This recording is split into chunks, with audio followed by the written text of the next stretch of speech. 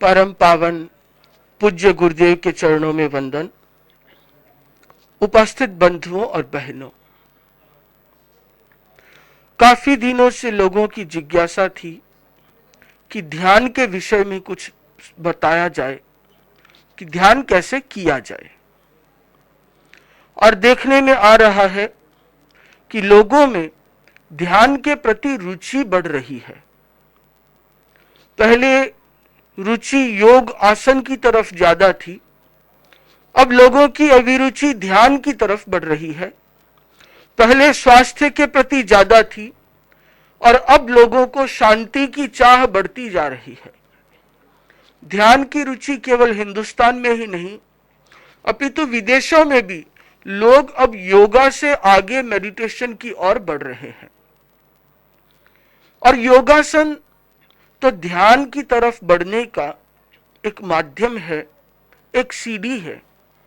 उसे लोग ध्यान मान करके, योग मान करके भूल जाएं तो इसका मतलब होगा कि किसी महल में घुसने के लिए तो आए और सीढ़ी पे आकर के खुश हो गए कि कितना बड़ा महल है।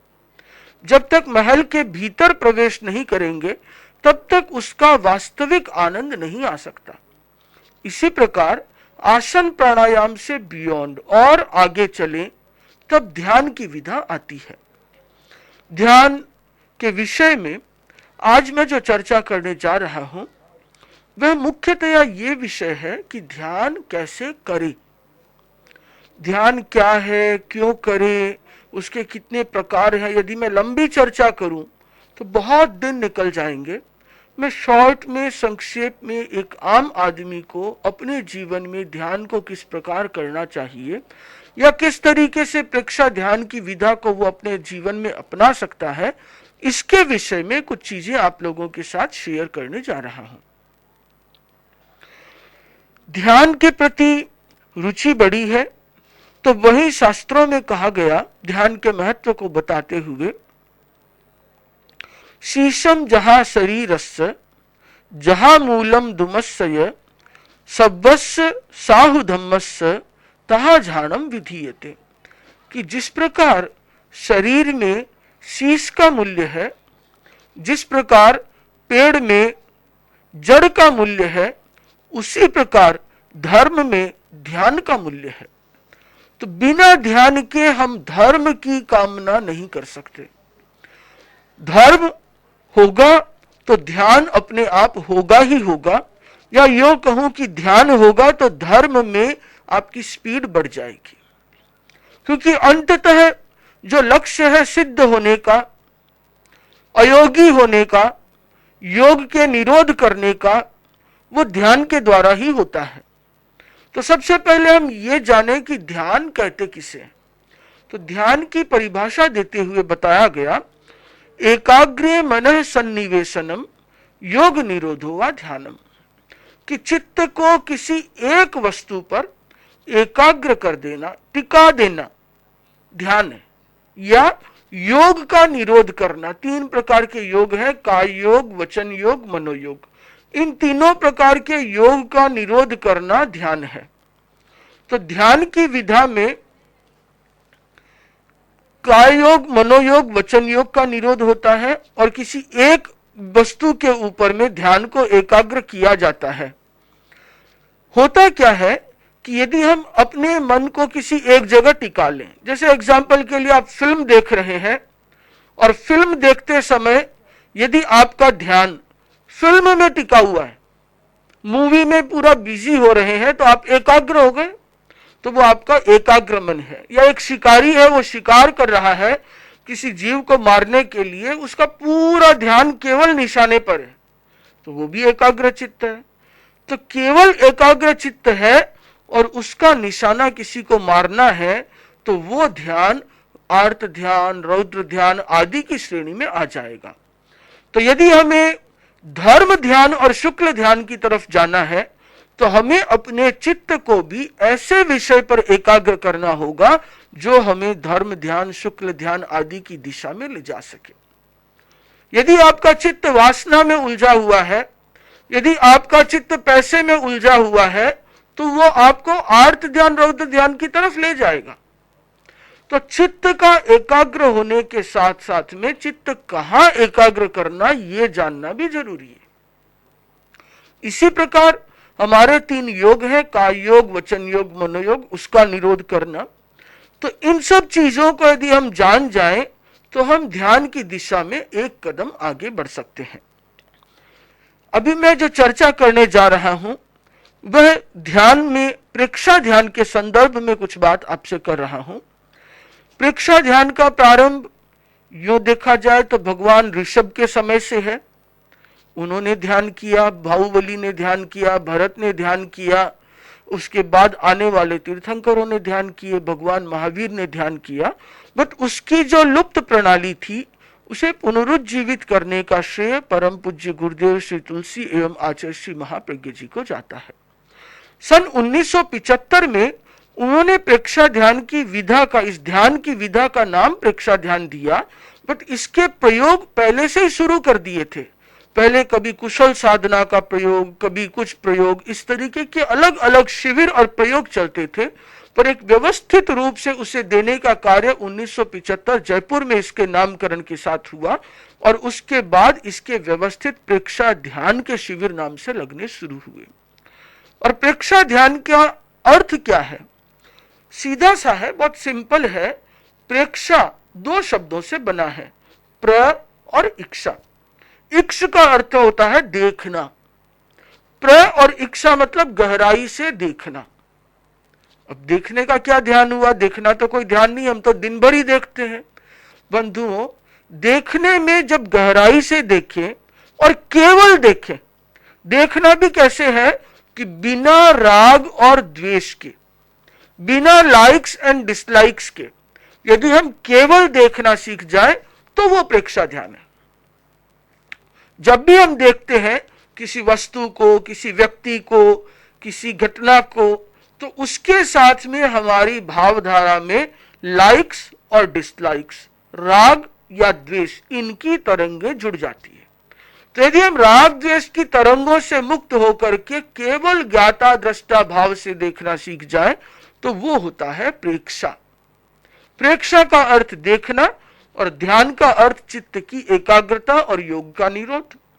तो अब हम क्या करेंगे? प्रेक्षा ध्यान में चित्त को एक जगह एकाग्र करके उसे देखेंगे तो वो हो जाएगा प्रेक्षा और ध्यान मतलब प्रेक्षा ध्यान। तो प्रेक्षा ध्यान में प्रेक्षा का प्रयोग किया जाता है, देखा जाता है। देखने का आलंबन श्वास भी है, शरीर प्रेक्षा में शरीर है, चैतन्य केंद्र प्रेक्षा में चैतन्य केंद्रों पर ध्यान है, लेश्या ध्यान में वर्ण पर ध्यान है, आभा मंडल पर ध्यान है, चैतन्य केंद्रों के साथ में अनुप्रेक्षा है, मंत्र प्रेक्षा है, आदि अनेक प्रयोग प्रेक्षा ध्यान में है। और मेरे ख्याल से सैकड़ों प्रयोग आचार्य श्री महाप्रज्ञ जी ने प्रेक्षा ध्यान के दिए। उन सभी प्रयोगों को हर समय कराया जाए ये पॉसिबल नहीं है। जिस व्यक्ति को जैसी जरूरत होती है उसके अनुसार प्रयोग सजेस्ट किए जाते हैं। जो सबसे इजी और सरल प्रयोग प्रेक्षा ध्यान में लोगों को सिखाया जाता है वो 2 प्रयोग है, एक कायोत्सर्ग और दूसरा श्वास प्रेक्षा। तो ये 2 प्रयोग ऐसे हैं जो हर आदमी एकदम स्टार्टिंग से जिसे चलना हो उसके लिए ये एकदम सरल प्रयोग है। छोटे बच्चे से लेकर के 90 साल 100 साल के बूढ़ा व्यक्ति तक इसको आसानी से सीख सकता है और आसानी से कर सकता है। प्रेक्षा ध्यान की विधा में अध्यात्म के साथ साथ विज्ञान का भरपूर उपयोग किया गया। हर चीज को वैज्ञानिक दृष्टि से समझ करके बताया गया कि यदि हम श्वास प्रेक्षा कर रहे हैं तो उसका लाभ क्या है और इसके पीछे का वैज्ञानिक दृष्टिकोण क्या है, आध्यात्मिक दृष्टिकोण क्या है। तो अध्यात्म और विज्ञान दोनों के समन्वय का नाम है प्रेक्षा ध्यान। तो प्रेक्षा ध्यान के अंतर्गत हमें ये सब चीजें सिखाई गई। तो श्वास प्रेक्षा के विषय में कुछ चर्चा मैं आप लोगों के साथ करना चाहूंगा, क्योंकि हमारी इच्छा क्या है कि हम अपने भीतर जाएं। बाहर तो जी रहे हैं, अब भीतर जाना है तो भीतर जाने के लिए हमें कोई ना कोई एक माध्यम चाहिए। आप इधर से उधर जाते हैं तो आपको गाड़ी चाहिए, ट्रेन चाहिए, प्लेन चाहिए। यदि आपको किसी द्वीप पे जाना है, आइलैंड पे, तो आपको कोई ना कोई जहाज चाहिए जिसके माध्यम से आप वहां पहुंचेंगे। या आपको हवाई जहाज चाहिए जिसके माध्यम से आप पहुंचेंगे, ऐसी कोई चीज जो आपको यहां से वहां ले जाए। तो हमें भीतर जाना है तो हमने आलंबन लिया एक ऐसी चीज का जो बाहर से भीतर की ओर जाती है। वो क्या है? वो है श्वास। श्वास एक ऐसी चीज है जो बाहर भी है, भीतर भी है। श्वास ऐच्छिक भी है और श्वास अनैच्छिक भी है। नहीं ध्यान देंगे तो भी अपने आप आएगा और प्रयत्न पूर्वक उसे आप कंट्रोल भी कर सकते हैं। श्वास एक ऐसी चीज है जिसपे मैंने आज तक किसी से यह नहीं सुना कि श्वास अच्छा है या श्वास बुरा है। श्वास तो है वैसा है। तो ये एक ऐसा आलंबन है जिस पर हम बिना किसी राग और द्वेष के उस आलंबन का सहारा ले सकते हैं। इसलिए प्रेक्षा ध्यान में प्रारंभ में साधकों को कायोत्सर्ग और श्वास प्रेक्षा का अभ्यास करवाया जाता है। श्वास को जितना लंबा लेंगे उतना आपका मन एकाग्र होगा। मन तो एक घोड़े की तरह है जो इधर उधर दौड़ता रहता है। उसको यदि कंट्रोल में करना हो तो आपको अपने चित्त को श्वास के साथ जोड़ दें। श्वास यदि कंट्रोल में आएगा तो मन कंट्रोल में आ जाएगा। इसके लिए श्वास को लंबा लेने का अभ्यास करें। अमूमन आपको 1 मिनट में 14-15 श्वास आते हैं जो आदमी सामान्य तौर से लेता है। और यदि वो आवेश की स्थिति में हो, गुस्से में हो, तो उसका सांस और छोटा हो जाता है। आप लोगों ने देखा होगा कि यदि आदमी बहुत गुस्से में हो, एकदम बम्बार्डिंग जैसा हो, तो उसका श्वास कैसा होता है?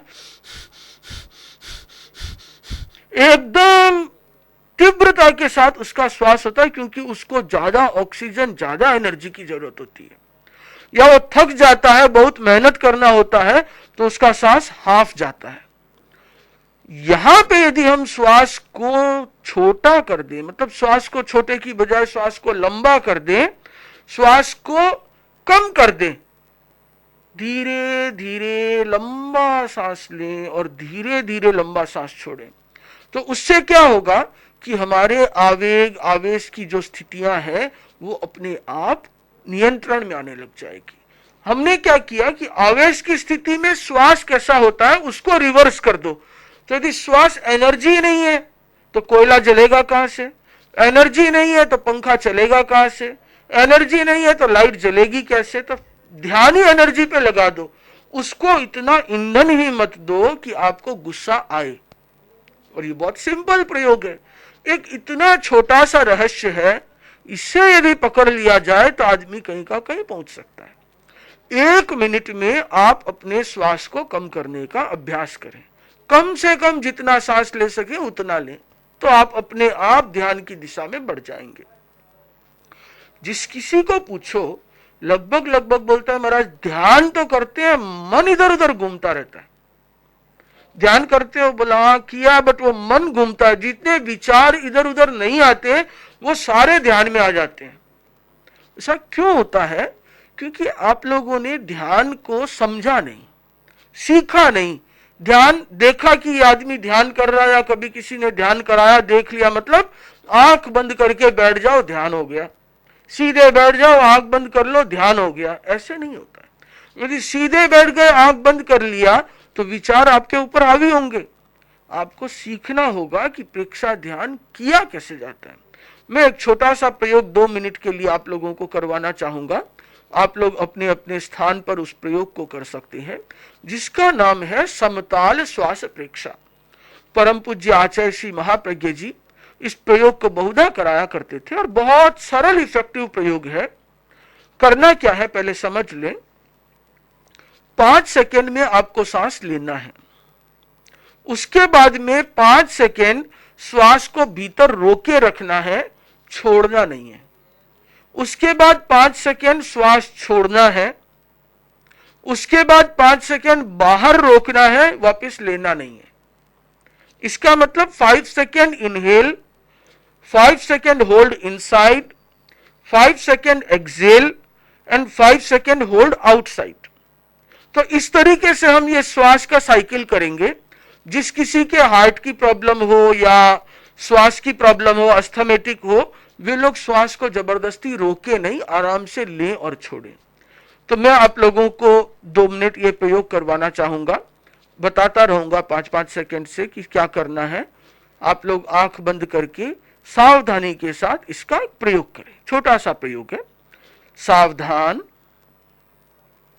आंखें कोमलता से बंद,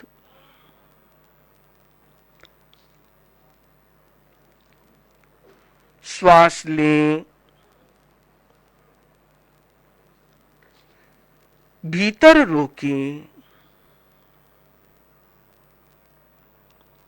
श्वास छोड़ें, बाहर रोकें, श्वास लें, भीतर रोकें, श्वास छोड़ें, बाहर रोकें, श्वास लें, भीतर रोकें, श्वास छोड़ें, बाहर रोकें, श्वास लें, भीतर रोकें, श्वास छोड़ें, बाहर रोकें, श्वास लें, भीतर रोकें,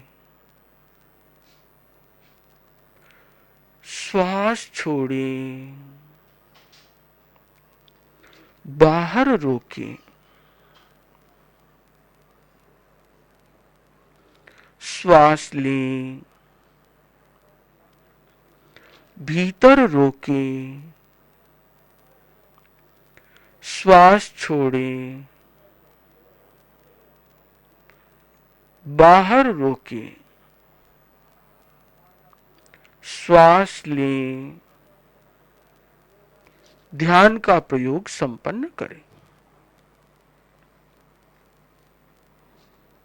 2 मिनट के लिए अभी हमने समताल श्वास परीक्षा का प्रयोग किया और इस समताल श्वास परीक्षा के प्रयोग के दौरान मेरे ख्याल से लगभग आप लोगों को विचार की स्थिति नहीं आई, निर्विचारता की स्थिति में चले गए। क्यों? सही कहा ना?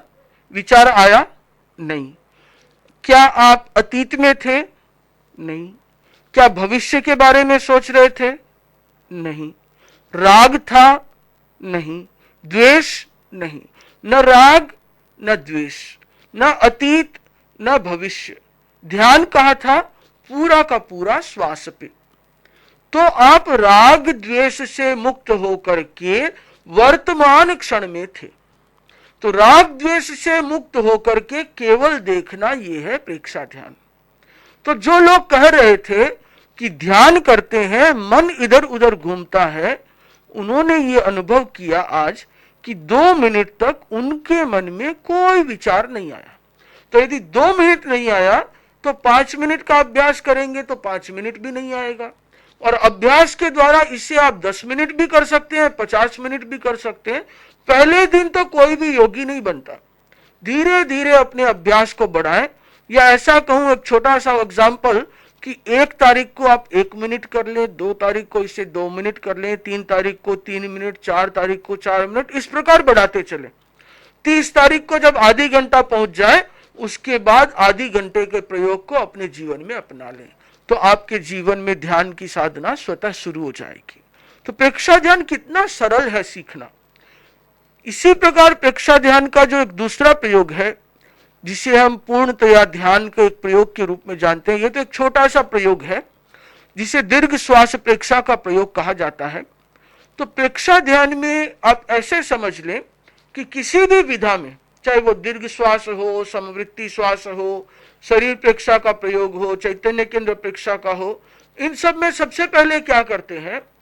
सबसे पहले ध्यान के लिए आपको एक ऐसा स्थान चुनना चाहिए जहां आपको डिस्टरबेंस नहीं है, जब आपका ध्यान सज जाए उसके बाद तो आप चौराहे पे बैठ के भी ध्यान करेंगे तो कोई बात नहीं है, पर जब तक ध्यान न सजे तब तक किसी एकांत स्थान में ऐसे समय में ध्यान करने का प्रयास करें जिस समय में आपको बाहरी डिस्टरबेंस कम हो।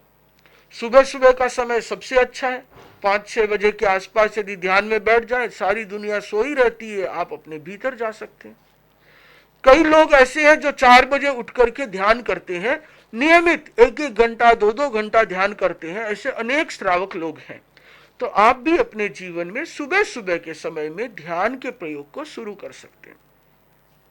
एक स्थान ऐसा लें जहां आपको डिस्टरबेंस नहीं हो। उसके बाद आसन का चुनाव, कि ध्यान कैसे बैठ के किया जाए। तो ध्यान के अनेक आसन हैं, जिसमें पद्मासन, अर्ध पद्मासन, वज्रासन, सुखासन आदि मुख्य रूप से हैं। और यदि किसी के बैठने की सुविधा न हो इन आसनों में तो आप कुर्सी का उपयोग कर सकते हैं, पर मुख्य इसका फार्मूला ये है, जिस आसन में सुविधा पूर्वक लंबे समय तक स्थिरता से बैठ सके उस ध्यानासन का चुनाव करें।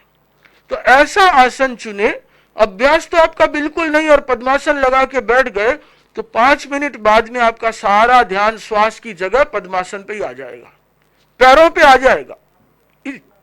इसलिए ध्यान में ऐसे आसन का चुनाव करें जिसे आप आसानी से कर सके और धीरे धीरे अभ्यास को बढ़ाते चलें। उसके बाद में दूसरी चीज आती है, हाथों की पोजीशन क्या हो, मुद्रा कैसी हो। तो हाथों की मुद्रा देखा होगा आपने, लगभग लगभग जहां भी तीर्थंकरों की प्रतिमा है तो वहां पे हाथों की मुद्रा क्या है, वीतराग मुद्रा। बाईं हथेली नीचे और दाईं हथेली ऊपर, और इसे गोदी में रखना है, हृदय के पास नहीं, गोदी में रख दे आराम से, बाईं नीचे दाईं ऊपर, अंगूठे पर अंगूठा। तो इससे आपकी अपने आप वही ध्यान की मुद्रा बन जाएगी जिसमें तीर्थंकर ध्यान किया करते थे। तो ध्यान की मुद्रा वीतराग मुद्रा। उसके बाद क्या करना है, उसके बाद एक बहुत इंपॉर्टेंट चीज है, वो है आंखों को कोमलता से बंद रखना है। आंख, eyes are the windows to the outer world. आंखों को यदि हमने बंद कर दिया तो बाहर की दुनिया से हम कट ऑफ हो गए। तो बाहर से कट ऑफ नहीं होंगे तो भीतर कैसे जाएंगे। आंख को खोल के इधर उधर देखते रहे और भीतर में चले जाएं, ये बहुत मुश्किल है। हाँ, जिस समय में आप त्राटक का प्रयोग करें, अनिमेष प्रेक्षा करें तो एक अलग बात है, अन्यथा तो आंखों को कोमलता से बंद रखें। आंखों को बंद रखना इतना इजी नहीं है, क्योंकि आपने कभी आंख बंद किया ही नहीं। खाली नींद में होते हैं तो आंख बंद करते हैं, इसके सिवाय तो हर समय देखते रहते हैं इधर उधर। तो इसलिए ध्यान करते समय जब आदमी बैठता है तो 2-5 मिनट बाद आंख खोल देता है। बहुत सी बार यदि हम सामूहिक रूप से ध्यान कराते हैं तो कई लोग होते हैं वो 4-5 मिनट बाद आंख खोलते हैं, फिर थोड़ा ऐसे धीरे से देखते हैं कि और भी कोई देख रहा है कि मैं अकेला ही आंख खोल रहा हूं। तो हमें दूसरों को नहीं देखना है, हमें भीतर देखना है। तो आंख बंद रहने से कोई तकलीफ नहीं होती है। इसलिए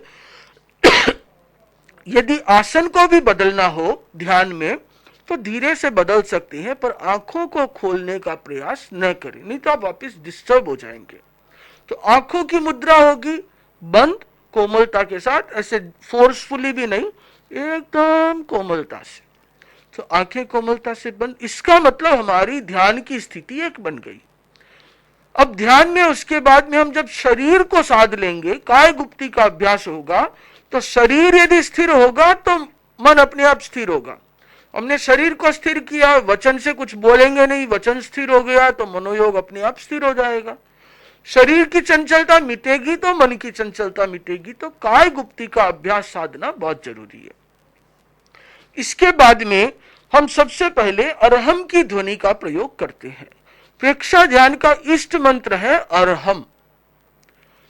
तो अरहम अर्थात वीतराग। प्रेक्षा ध्यान का ध्येय है चित्त की शुद्धि, वीतरागता की प्राप्ति, और वीतरागता का इष्ट मंत्र है अरहम।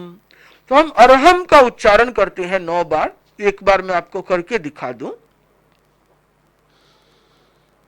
सांस भरेंगे और छोड़ते हुए अरहम का उच्चारण करेंगे।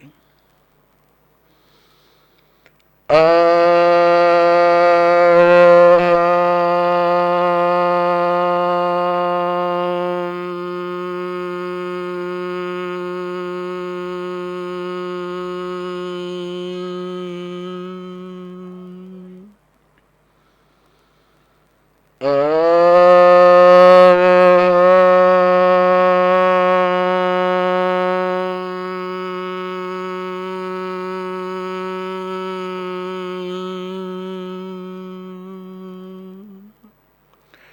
प्रकार अरहम की ध्वनि 9 बार की जाती है, तो उससे आसपास का परिवेश, आसपास का वातावरण ध्यान के अनुकूल हो जाता है और आपके चारों ओर एक तरीके से सुरक्षा का वलय बन जाता है कि बाहर की विक्षेप विचार आपको ज्यादा डिस्टर्ब नहीं करें। तो हम अरहम के 9 बार उच्चारण के बाद ध्येय सूत्र का उच्चारण करते हैं। संपिखाए आपग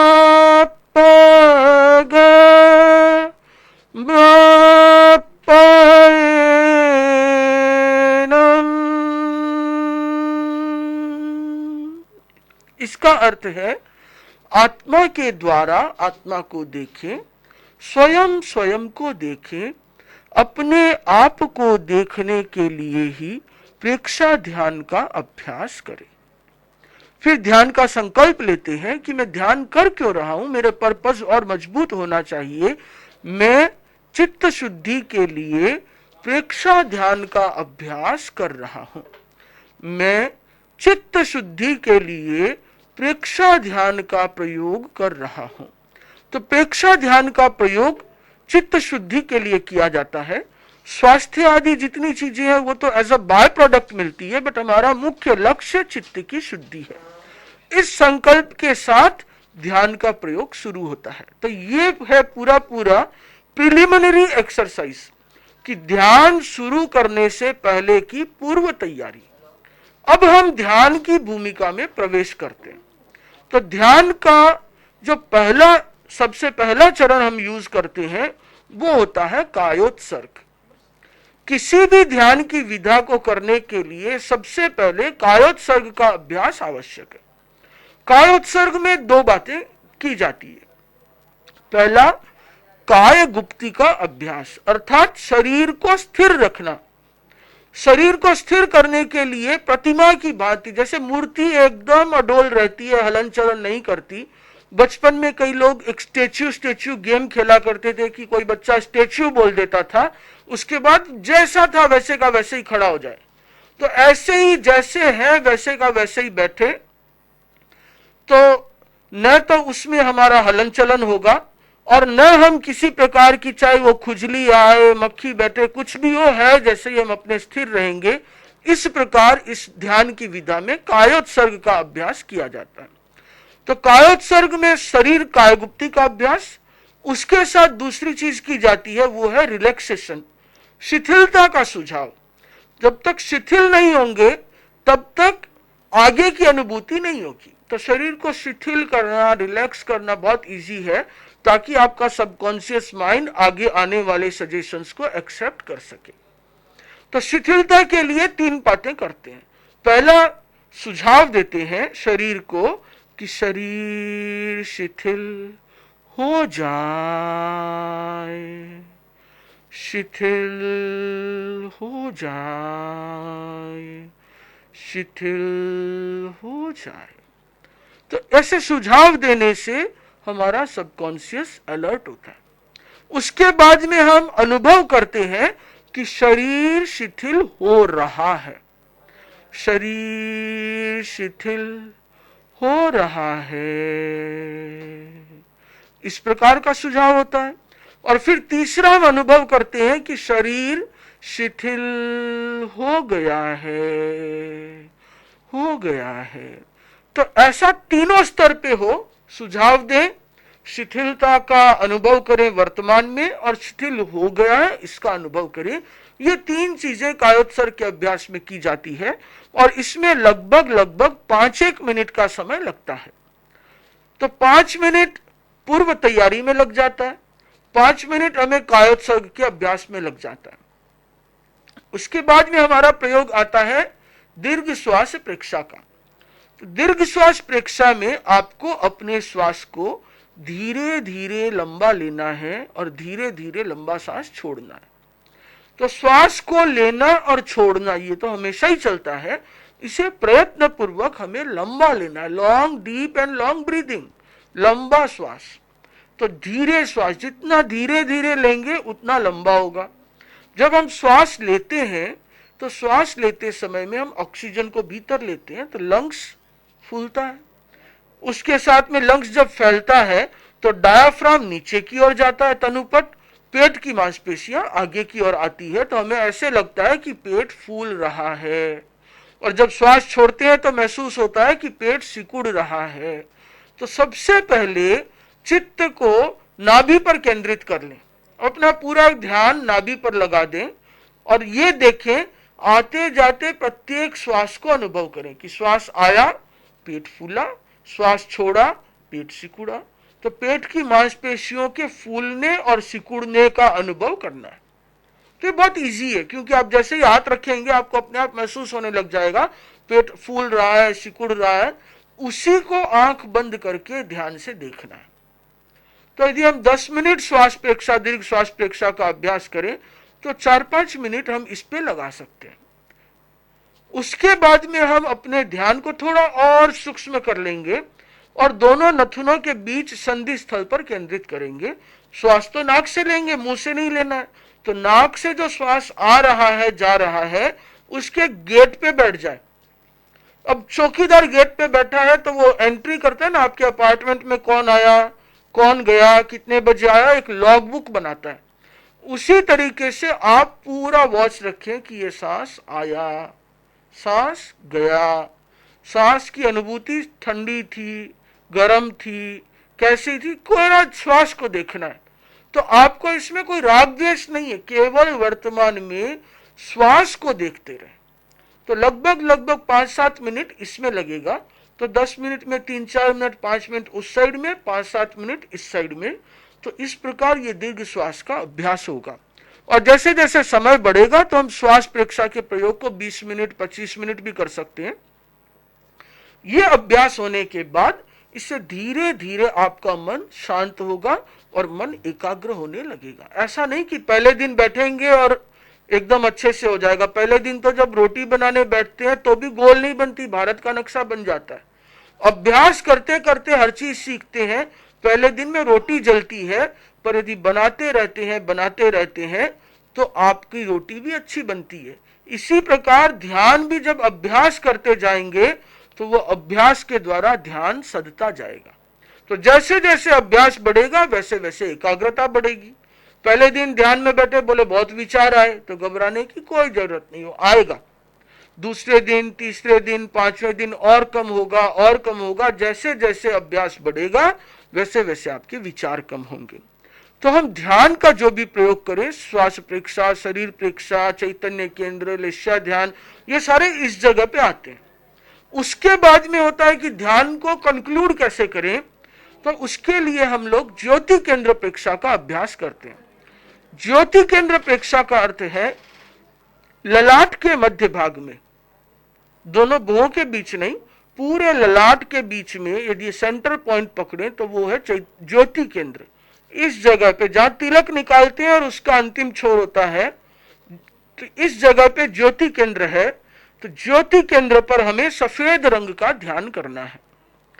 इस तरीके से अनुभूति करेंगे कि ज्योति केंद्र प्रेक्षा में जैसे आसमान में पूर्णिमा का चांद उग रहा है, उसकी श्वेत रश्मियां, सफेद किरणें ज्योति केंद्र पर गिर रही है। और ये ज्योति केंद्र में यहां से लेकर के पीछे तक, आगे से पीछे, एक टनल की तरह, सुरंग की तरह सफेद रंग के परमाणु यहां से भीतर तक प्रवेश कर रहे हैं। तो प्रवेश करते समय में हम सफेद रंग के परमाणुओं को अनुभव करेंगे और उसके बाद 2-4 मिनट, 2-3 मिनट अभ्यास के बाद उन परमाणुओं को पूरे ललाट पर फैला देंगे। पूरा ललाट सफेद रंग के परमाणुओं से भर गया है। तो पूरा सफेद रंग का परमाणु चारों ओर छा जाएगा। तो 2-3 मिनट उसका अभ्यास करेंगे। तो ये हमारा फ्रंटल लॉब है। इसके ऊपर जब हम ध्यान करते हैं तो हमारा क्रोध, आवेश, आवेग, वासना, ये सब शांत हो जाती है, क्योंकि उसको कंट्रोल करने वाला फ्रंटल लॉब है। वो पेसिफाइड होता है तो बाकी चीजें भी कंट्रोल में आ जाती है। तो जो भी हम ध्यान करते हैं उससे एक एनर्जी उत्पन्न होती है, ऊष्मा पैदा होती है। उसको सम करने के लिए, न्यूट्रलाइज करने के लिए ज्योति केंद्र प्रेक्षा का प्रयोग बहुत आवश्यक है। तो ज्योति केंद्र प्रेक्षा का प्रयोग लगभग 5 मिनट होता है। उसके बाद में हम ध्यान को कंक्लूड करते हैं। तो कंक्लूड करने के लिए कुछ सूत्रों का उच्चारण होता है, 2-3 लंबे श्वास के साथ ध्यान का प्रयोग संपन्न होता है। और उसके बाद विवेक सूत्र का उच्चारण होता है, अपना सच में सिज्जा। उसके बाद आहंसु विद्या चरणम पमोक्षम। उसके बाद अरहंते शरणम पवज्जामि शरण सूत्र का उच्चारण होता है। और फिर सत्य की वंदना के साथ ध्यान का प्रयोग पूरा होता है। तो इस प्रकार प्रेक्षा ध्यान की विधा को कैसे किया जाए, इसके विषय में मैंने आपको कुछ जानकारी दी, बट ये जानकारी ऑलमोस्ट थ्योरिटिकल थी। प्रैक्टिकल जानकारी के लिए तो आप कभी प्रेक्षा ध्यान शिविर में भाग लें। जैन विश्व भारती लाडनू में लगभग हर महीने प्रेक्षा ध्यान शिविर होता है। और आजकल लॉकडाउन के बाद से तो ऑनलाइन जूम के ऊपर भी प्रेक्षा ध्यान की क्लासें चलती है, हर महीने वर्कशॉप होता है। तो उस वर्कशॉप के दौरान आप लोग घर बैठे बैठे प्रेक्षा ध्यान का अभ्यास कर सकते हैं। प्रेक्षा ध्यान के मोबाइल ऐप बने हुए हैं, उनके माध्यम से भी प्रेक्षा ध्यान का प्रयोग किया जा सकता है। प्रेक्षा ध्यान की वेबसाइट है preksha.com, उसके ऊपर में पूरे ध्यान की विधि, उसके ऑडियो वीडियो सारे दिए हुए हैं। तो उनके माध्यम से या जहां कहीं भी प्रेक्षा वाहिनी चलती हो, प्रेक्षा ध्यान के केंद्र हो, प्रेक्षा ध्यान के प्रशिक्षक हो, उनके पास जाकर के आप ध्यान को और प्रैक्टिकल अपने जीवन में अपनाएं। तो आपको ध्यान के द्वारा बहुत कुछ सीखने को मिल सकेगा और अपने जीवन में एक बहुत ही बदलाव महसूस कर सकेंगे। ओम अरहत।